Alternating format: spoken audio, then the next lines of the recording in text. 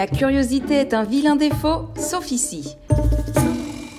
Sur la colline de l'Aventin, passé le magnifique jardin des Orangers, une file ininterrompue de curieux se succède à la porte de l'ambassade de l'Ordre de Malte auprès du Vatican. Mais seulement pour regarder par le trou de la serrure.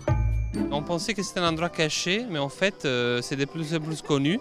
Du coup, il fallait prévoir une demi-heure pour faire la queue, en fait. Je trouve ça plus original de regarder par un trou de serrure que... c'est plus original et plus divertissant, quoi.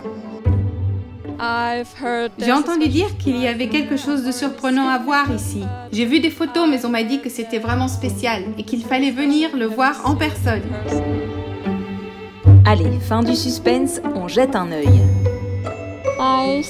Je vois la basilique Saint-Pierre. Et je vois une haie qui semble en montrer le chemin. Ah oui, effectivement, c'est magnifique parce qu'on voit la coupole entourée d'une haie d'arbres. C'est un vrai médaillon. C'est magique. Alors à travers le trou de la serrure, on a une voûte végétale magnifique, une perspective qui donne jusqu'à la coupole de la basilique Saint-Pierre. Est-ce que vous savez si c'est une coïncidence qu'on puisse voir ça ou est-ce que c'est fait exprès?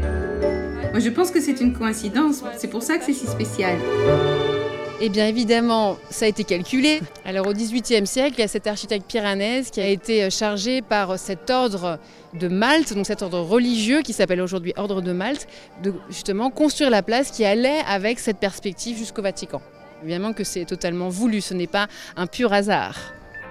Une porte savamment alignée, une astucieuse arche arborée et la coupole de Saint-Pierre est réduite à quelques centimètres. Mais quel est le message derrière ce coup de génie ?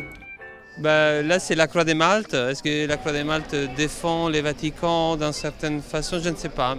Malte et l'Église ont été toujours historiquement très liés. L'idée, c'était de construire comme une espèce de bateau vers le Vatican, qui est comme un symbole de la Terre Sainte, puisque cet ordre religieux était des moines soldats qui partaient en Terre Sainte pour aider évidemment les pèlerins à Jérusalem. Ultime précision, bien qu'étant seulement une association, l'Ordre de Malte a la particularité d'être considéré presque comme un État, d'où cette ambassade qui jouit du statut d'extraterritorialité. Et donc... Alors ça, c'est unique au monde. En un coup d'œil, on regarde à travers le trou de serrure et on voit 3 pays en même temps. Puisqu'on voit d'abord cette ambassade de Malte, puis les toits de l'Italie et ensuite, bien sûr, le Vatican avec la coupole de Saint-Pierre. 3 pays et une partie de l'histoire de la religion catholique, voilà ce qu'on voit en réalité dans le trou de la serrure.